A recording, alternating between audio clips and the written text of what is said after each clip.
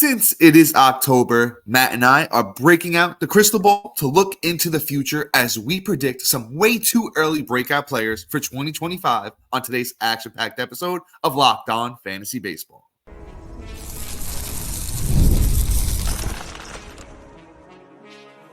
You are Locked On Fantasy Baseball, your daily fantasy baseball podcast. Part of the Locked On Podcast Network, your team every day. Hello, fantasy baseball fanatics, and welcome to the Locked On Fantasy Baseball podcast, brought to you by the Locked On Podcast Network, your team every day. As always, we're your number one source of fantasy baseball knowledge, and thank you for making us your first listen each and every day. I'm your host, Domonic Martino. You can find me on Twitter at DomMartinoFB. Here, as always, with my brother, my co-host, my partner in crime, Matthew Ane, and you can find him on Twitter at Matthew_Ane. If you're listening on a platform like Apple or Spotify that allows 5-star ratings and reviews, we would truly appreciate it if you could do that for us. And if you're watching on YouTube and you haven't already, hit that little bell below. It will subscribe you to the channel and give you a notification every time we drop a new episode. And lastly, most importantly to Matt and I, guys, give us a chance on the Subtext platform. Through Subtext, it's an in-depth personalized experience through text messaging alerts right to your phone, offering so much more than we can in this 30-minute podcast. And guess what, guys? On Subtext, Matt and I, we're talking about way too early breakouts today. We're giving you a little bit more. Matt and I each have 5 breakouts we're talking about on the episode today. We're going to have 10 each on Subtext, so join us on Subtext. We are offering way more there than you can get here. And real quick, guys, this episode is brought to you by Prize Picks. Download the app today and use the code LOCKEDONMLB to win $50 instantly when you play your first $5 lineup. Prize Picks, run your game.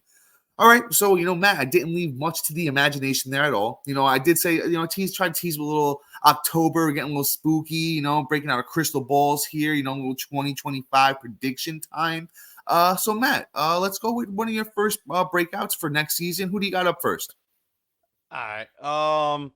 Well, first, you buried the lead. Oh, I did. Say. Well, I mean, if you're watching on YouTube, I think you might see it already, but Yankees, how you doing? Welcome to the show. It's been 15 years. I graduated high school that year, the last time we won the World Series or even stepped foot in the building for it. Let's go. I am hyped.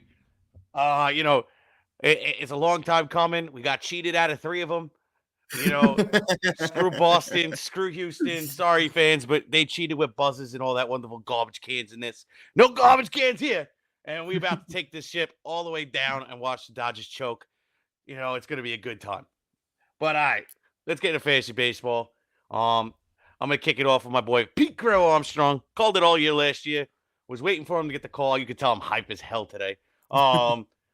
Pete Crow-Armstrong, though, plays for the Chicago Cubs. Stands at about a 5'11", 184 pounds, and looked like, a two-headed dragon this year, right? First time he got the call up, didn't look so hot, really couldn't, earn consistent playing time. He got sent back down, got the call back up, and then really started to show his stuff. I was really impressed. And the second half truly kind of depicts, what kind of player he's going to be, because he kind of looked more like his prospect self than he did, his when he first got the call, essentially, right? So the first half he played about 46 games and batted about 203 and did absolutely nothing.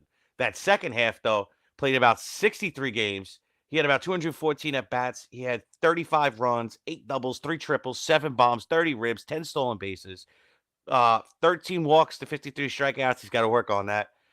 262 batting average, an OBP of 310, a slug of 425, an OPS of 736.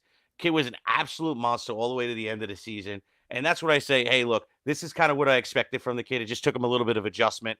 And I'm really proud that he was able to, because this kind of gives me an indicator that, hey, he wasn't able to handle the bigs at first, made adjustments, and then was able to adjust to the league. Not a lot of guys do it that quick. What, a couple months down in the minors, make that quick adjustment, come back up and say, hey, I'm ready. Got, guys like Kelenic, Adele, those are top tier prospects that never were able to turn it around and could never really truly adjust to the bigs, right? Whereas Pete Crow-Armstrong did it in a short period of time with a couple of adjustments. So what does that mean for 2025? That means this kid's going to be really good. Not top 20 pick, not top 30 or 40, maybe top 60, top 70, definitely a top 30 outfielder in my opinion. And here's the upside, right? he steals bases, and he has a good amount of power. 2023 in the minors, he had 438 bats, and he managed to put together 98 runs, 26 doubles, 7 triples, 20 bombs, 82 ribs, 37 stolen bases, and he batted 283. Now, do I think the 283 is going to translate? Probably not. Probably going to look more like a 270, 265. I think that's more of a realistic number. And honestly, his first full season, I'll probably even put it down at 247. I think that's a fair expectation for batting average. But I think the power is something that is going to be interesting. I think he has at some point in his career a 30 home run season. But I think next year, 20 to 25 with 500 at bats plus season, I think we see 25 with ease. I think, and starting to scale around and creep around 30, maybe like 27. I think the stolen base numbers are totally obtainable. Kid has top elite sprint speed.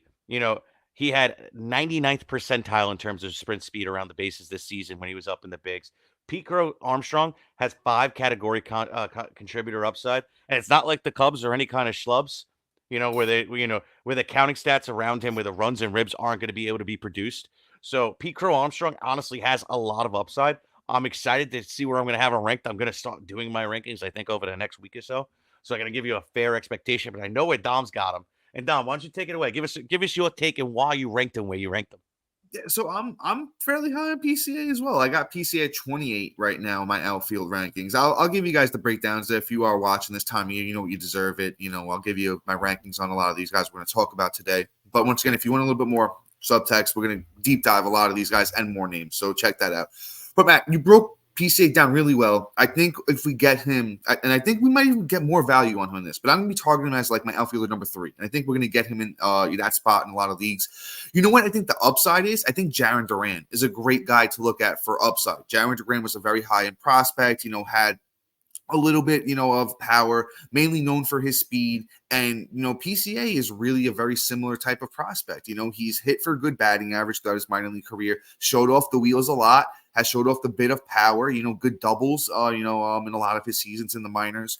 So I don't want to go into nauseam about talking about him, Matt. I think you spoke about him very, very well. High upside here. And like I said, I think targeting him as your outfielder number 3 in 12-man leagues is going to pay off. And I think we might even get more value on him in earlier drafts, but he'll probably get talked up, especially if he has a good spring training and all that. And then I think he will wind up where I have him eventually as like an outfielder number 28, 30, something like that.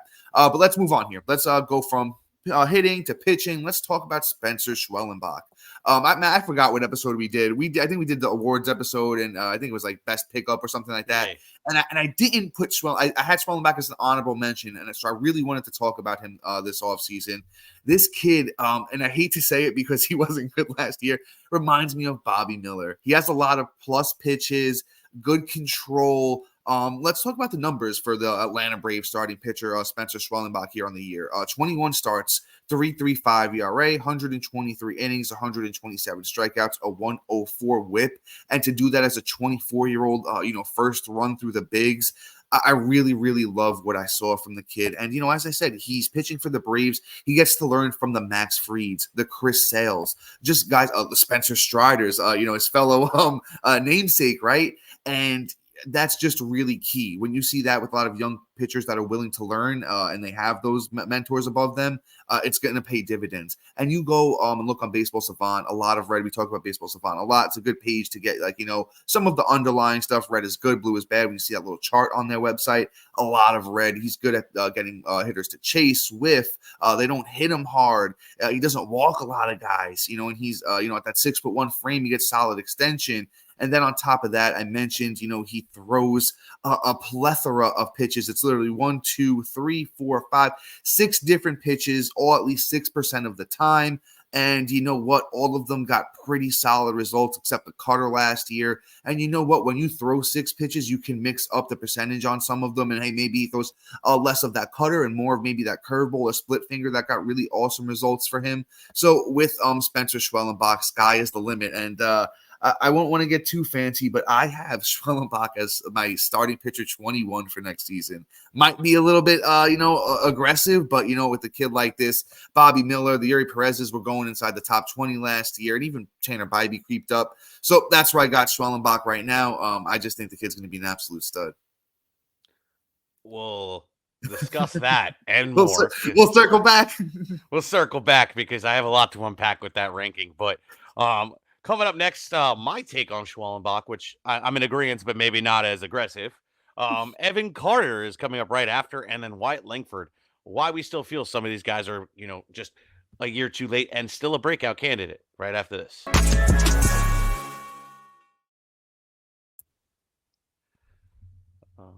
Pause. Okay. Prize Picks is the best way to get in the action in over 30 states, including California, Florida, Georgia, and Texas. Prize Picks is the real money daily fantasy platform with injury insurance policies, so your lineup stays in play even if one of your players gets injured. If your player leaves the game in the first half, doesn't return, Prize Picks keeps your lineup live. Prize Picks is the best place you get real money sports action. Join over 10 million users. Sign up today. Prize Picks puts the members first, so withdrawals are fast, safe, and secure.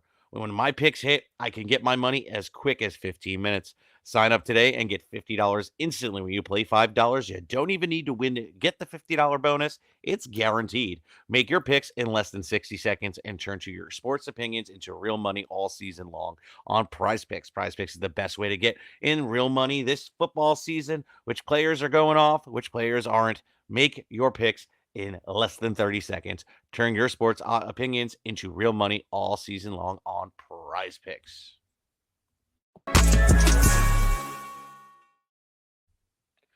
Are you watching Fox Sports and ESPN on your TV all day? Have you had to turn down the volume with all that shouting? Make the switch to Locked On Sports today, a free 24/7 streaming channel program for you every day to bring you the biggest stories without all that screaming. Locked On Sports today brings you can't miss analysis, opinions, news, streaming 24/7 on YouTube or free on the Amazon Fire TV channel app, part of the Locked On Podcast Network. Your team every day. Introducing the Locked On Fantasy Baseball Podcast Diamond Club on Subtext, your ultimate fantasy baseball companion. This offseason, check us out. All 2025 preparation coming your way. Redraft rankings, dynasty rankings, prospect rankings, sleepers, breakouts, bust, way more than what we offer on this 30-minute podcast. Things you'll be able to ask us questions, keeper questions, trade questions, all this stuff going on as we speak. Dynasty leagues never stop. So if you got questions, you trying to make a trade, come check us out. You get a free 2 weeks. I promise you won't be disappointed. Links in the description below. But let's get back into it because I gave the eyebrow raise when I saw where Dom ranks Schwellenbach. And now I'm not hating on Schwellenbach. I just feel this is a little aggressive. The reason why I feel this way. I'll admit it too. Like Schwellenbach was like a top 50 prospect. He was not in the top 30, if I'm not mistaken. Oh, you're correct. That's the difference, I think, for me in terms of like the Yuri Perez's, the Bobby Millers, the Grayson Rodriguez, right? That's the kind of the difference maker for me. Even though Schwellenbach has a full arsenal, like the dude is literally how I get ramped up when I go play COD. Like he's got everything under the sun. And, I don't think we're even going to have to pay that kind of price either. So therefore, I'm probably going to have him probably more in like my 40s is how I'm kind of like preparing myself. And he might creep up into like the late 30s, but it's one of those things where I don't want to hinge my season as him as my number 2. The prospect pedigree, the rankings, those things do matter, especially when it comes to pitchers at this young age. He was successful. He has all the signs of a guy breaking out next year, but it may come in lumps versus a clean, sexy season that we get from the Yuri Perez's, the Grayson Rodriguez's and such, where, you just want to be a little bit more conservative. But here's the positives, right? Here's why I'm saying he's a breakout and I'm agreeing with my boy Dom. He threw all his pitches except one over 10% of the time. It was just his sinker that he threw at 6. Everything else was 12, 14, 16, 19, and 29%. He leaned on a great pitch mix.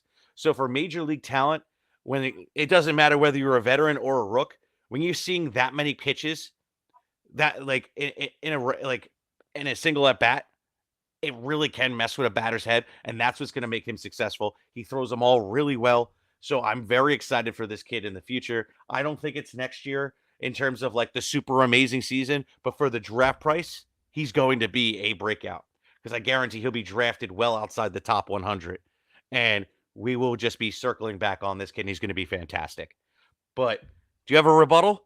Or just the only thing I will say is that, so with my rankings, this is way too early. I don't have any of the hurt guys in, right? Like I don't have the McClanahans, the Sandy Alcantaras, the Spencer Striders, the Yuri Perez's. So I think those names will wind up pushing Schwellenbach down if they're all ready come opening day and that kind of stuff. So I could wind up seeing him falling outside of my top 24 starting pitchers, which would make him SP3, and I definitely feel way more comfortable with guys like that as my SP2 names I mentioned over Schwellenbach.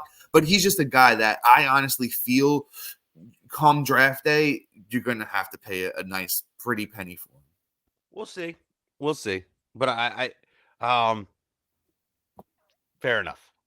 We'll agree to disagree, I guess, when we're in the same. Well, I'm not saying that I'm loving it. I don't want to go too crazy on Schwellenbach. I'm not saying that I'm going to love that price on him, but I just truly think it's where it winds up. I think he winds up inside the top 24. I think he's going to have a good spring training. I think the Braves are going to let him run next year through 123 innings. But once again, we got so many names to get to. Let's keep it pushing here. Yeah. Who do you got next up, brother? I got Evan Carter of the Texas Rangers. So I know everybody's a little disappointed. It's not like he had a good season at all. And we kind of just marked him off as, going into the season as, a can't win bet, right? He performed all throughout the time he got called up in 2023 through the playoffs and looked fantastic all the way up to a World Series ring, right? Then he comes in this year, didn't look good, and then went down to injury on a back injury. To be honest, nobody really knew about this back injury. And I guarantee he played through it last year. And that's part of the reason why we saw some of these stats that were like a little bit more on the concerning side, right? Like the power was completely zapped. The bat speed, the launch angle, the squaring up, how often, he was whiffing and striking out. All these things, I think, came into factor this year and really played a part in the reason why the stats look the way they are. You can't give up on a guy with talent like this. The only thing that might worry me is the back going to continue being pretty much an obstacle his whole season. Is he going to be ready for the start of the season? Now, the beautiful part is if he's not going to be ready, he's going to be a discount. But I still think the second he hits that field this year and he steps foot at that plate, I think he's going to be a difference maker on anybody's team. And I'm willing to pay the price as long as it's not too high. But Evan Carter's going to have a delayed breakout season. Last year, it was not a fair choice. To be honest, it's kind of scary. He only doubled the amount of at-bats he had in 2023, and that's not including the playoffs. So if you bring it all together, you probably had the exact same amount of at-bats between the playoffs and regular season. And obviously, it's like two different sides of a coin. I can't see how a guy goes from producing like that his rookie season to not taking the step forward. It's literally unfathomable. And that's what tells me and gives me the indication that he's going to have a great 2025 campaign. Matt, you're right on with Carter, I believe.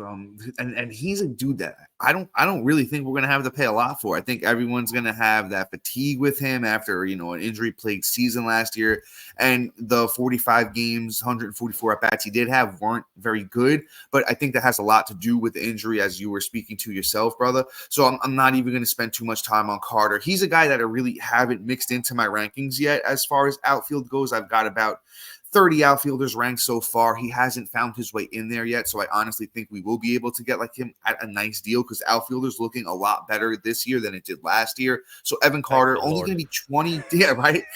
That's an outfielder so bad, but I think we've had a lot of names come up through. When we'll do our outfielder show sooner than later. A little outfield preview type of thing, and we'll get into like how it looks.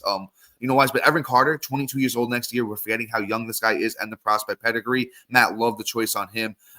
Before we move on to his teammate, actually, Wyatt Langford, and then we got some Washington Nationals and some other great young players. Those names and more are coming up next.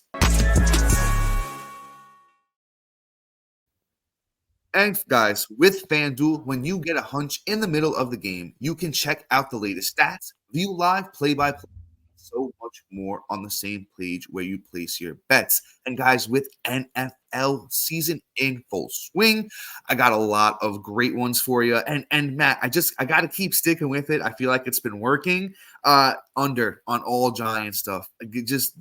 As a fan, I'm telling you to do this so you know that it's a real factual thing.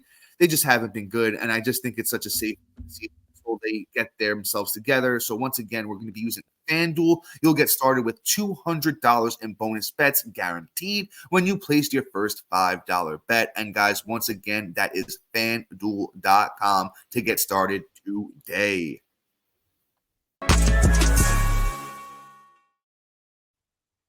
And all right, I just want to hop right back in because we are limited on time. Wyatt Langford is the name I want to talk about, right? And Wyatt Langford was a guy that got blown through the roof when it came to, ADP. So I'll tease this real quick. Evan Carter was coming off the board at outfielder 26, pick 101. By the time everything was said and done, Wyatt Langford had got pushed up to outfielder 35 himself, pick 137. And it just didn't pay off. He had a up and down season, right? I'll give you a season-long numbers.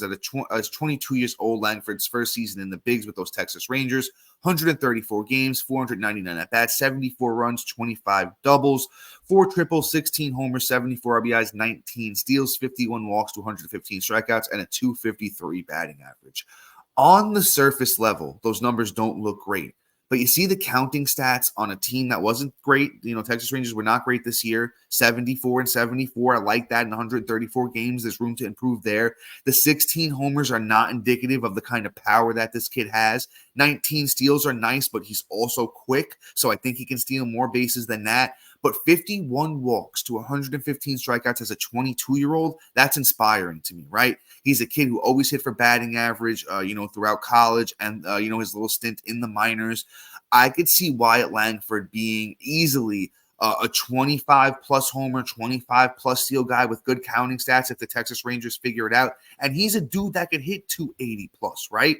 He's somebody I have an aggressive ranking with, too. I have him as my 20th outfielder going into next season. A bit aggressive, but I think if you look at the way this kid finished his season, and once again, I really don't want to spend a crazy amount of time on, all of these guys as much as I would love to break them down. I just want to give you Langford's end of his season because he finished super strong. His September, October down the stretch, he hit 300 over his last 26 games with 8 homers, 7 steals, 20 RBIs, and 25 runs. And that was in his last 26 games. It had seemed to me that Langford is starting to figure it out, adjust back after those, pitchers that started adjusting to him. So I think there's a bright future for a guy that we were super, super excited about coming into spring training. And we're not going to have to pay the price that we did this year, I don't think. Hope not. Yeah. No, I mean, dude, I completely agree on everything you said. I'm a huge fan.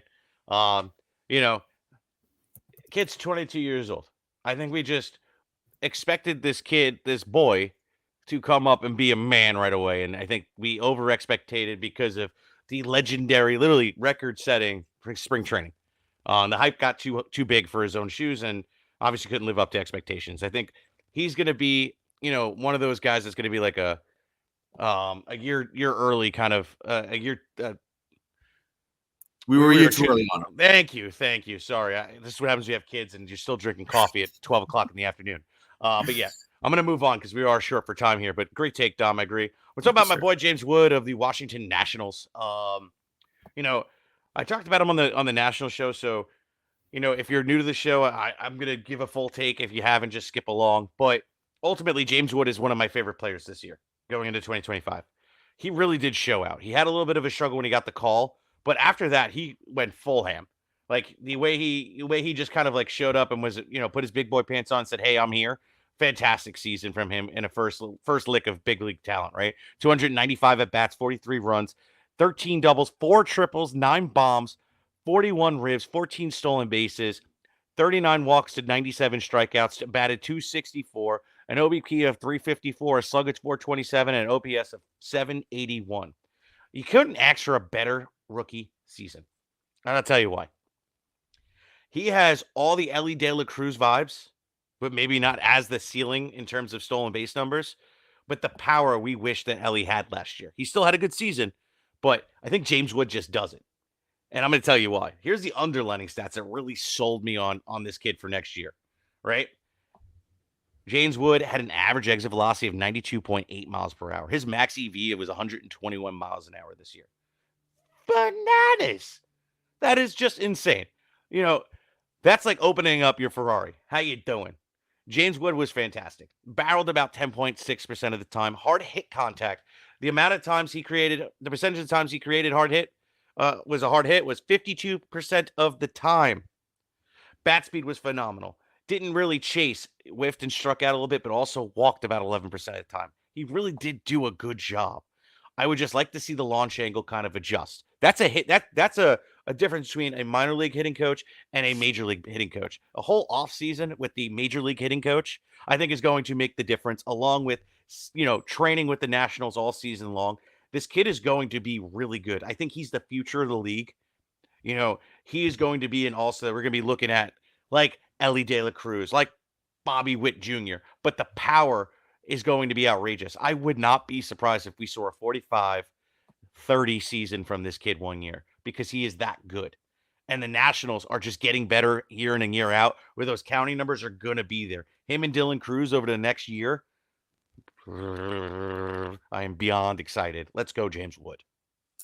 Matt, perfect breakdown on James Wood. And I don't even think you mentioned the numbers in the little stint that the 79 games he played. He had 9 homers and 14 steals and a 264 batting average. So just that little stint right there just kind of really showed that he can do his thing in the bigs. I'm aggressive on James Wood next year too. I have Langford at 20. I have James Wood at 19. And I think he pays dividend. I think we're going to have to pay that Elly De La Cruz price we paid this year, that 3rd round type of pick for James Wood. I think it's going to be a frisky pick, but Matt and I were doing it all offseason with Elly De La Cruz, and I think we're going to do it all offseason again with James Wood. And it's just, Matt, you broke him down perfectly. I don't even really have to add anything else. I'm a big fan as well of James Wood, and he's next up. He's next up. Let's talk about another guy that I hope is next up. Not as confident on him as James Wood, but let's talk about some CES, little Christian Encarnacion-Strand of those Cincinnati Reds. Injury plague season for the kid. We thought he was going to be an absolute monster, but he didn't get to play as much as we thought. Hopefully my laptop wants to work here. Okay, so 116 at-bats for Strand. It was 13, right? He didn't do anything, right? 116 at-bats is absolutely nothing. But you know what? This kid in his little stint in 2023 did really impress. 222 at-bats, 29 runs, 13 homers in 222 at-bats, stole 2 bags, hit 270. He's the real deal. He stands 6 foot, 224. He's a mountain of a man. I think he's going to be hitting right behind Elly De La Cruz in that lineup for years to come, and he's going to be the one driving him in. So I think next year for Strand, if he can give us 140 games, 30 plus homers, 100 plus RBIs, and a strong batting average, because Strand is somebody who in the minors always hit for batting average. In 2023, he had a 331 batting average in the minors. 2022, a 304 batting average in the minors. And that was over 122 games and 67 games, respectively. So he's proven it. I think this kid is super, super legit. I don't want to spend too much time on him, but hits in a Great American Small Park, too. So there's a lot to love in CES, Christian Encarnacion-Strand. Dude, I love the take. Honestly, I'm just going to add this because you're so spot on. CES got hit in the hand and fractured his hand and had some lingering damage. It's the only reason he's out. And to be honest, they were clearing him to come back, but they decided to play for the future. So I think we might have a slow start for him, like we saw with Vinny Pasquantino. Took about a month and a half to get started, and then boom, Vinny P took off. Same thing with Encarnacion-Strand. We're going to have a little tight window of just a slow start, and then he's going to explode. He's going to be a great utility start this year, and he's going to be cheap as hell, I promise. So Encarnacion-Strand, keep right here. This kid is going to be a future as well. That Reds team is scary. I have him ranked at 8 at first base, by the way. Oh, I'm so excited. This next guy, same team, Rhett Lowder of the Cincinnati Reds. I love this kid. It's funny. I was not as big of a fan until I saw him. Honestly, you look at his minor league stats, and they're impressive. How quick he came up, how quick he, rose through the ranks, because he was drafted, 2023 at the 300 and, am I right here? Drafted the 2023. Really? Because I'm seeing 330th in the Major League hits. Oh, I apologize. I'm reading the wrong thing. Yeah, 7th pick of the first round. So took him real quick to get up into the bigs, and did really well. I apologize, guys. He had a fantastic minor league season in 2024. 108 innings, 113 strikeouts, an ERA of 3.64, and a 1.15 WHIP. fantastic. Now, what I liked even more is when he got the call, he actually showed up. 30 innings, 22 strikeouts, a 117 ERA with a 127 whip. The whip's a little high, obviously. I'm not really like too happy about it, but he's a guy that likes to strike guys out. And you see this, right? You saw this with the Blake Snells. You see this with, any kind of pitcher like him, where the whip is a little bit higher for the first couple of years until they really get a handle on the control. And then they kind of just turn a corner and boom, everything kind of falls together in the terms of their control. I am excited for him. I know the underlying stats weren't indicative of what it is. I'm not really going to look at that. All I'm going to say is this. He has 4 really good pitches. A 4-seam fastball that goes literally, what do you call it, 93.5 miles an hour. A slider that goes 85 miles an hour. A sinker that goes 92.3 miles an hour. And a changeup that's 86.2 miles an hour. And he literally threw 3 pitches at over 25% or higher. And he threw his changeup at 20%. So a phenomenal pitch mix. He doesn't just lean on one pitch. He's not like a 3-pitch pitcher. What does that mean for his future and how he's going to be in the bigs? He's going to be good, because usually guys that have a trouble that are coming up in the bigs as a pitcher, they lean on their fastball and like a changeup or a slider of some sort, and they're like a 2.5 pitch pitcher. No, Lowder has it all. So if he could do this again next year for a full season, I have all the confidence in the world we're going to get him for cheap, and that he's going to be a massive draft return. So draft Rhett Lowder. Great take on Lowder. I'm just going to add that I have about 70 starting pitchers ranked so far. Lowder jumps in there at 64. He has room to move up with a good spring training. Just going to have to watch him at home. That's a tough part to pitch in. But otherwise, Matt, you broke him down great. He's going to be a nice little steal for us at the end of drafts next year. But guys, that is all for today. Please be sure to like, subscribe, rate, review, all that fun stuff. And shout out to our everydayers and news listeners for making Locked On Fantasy Baseball your first listen each and every day. And after you make us your first listen, go check out our boy over at Locked On MLB, our boy Sully. And thank you. See you guys soon. Till next time. See ya. Let's go, Yankees. Yankees.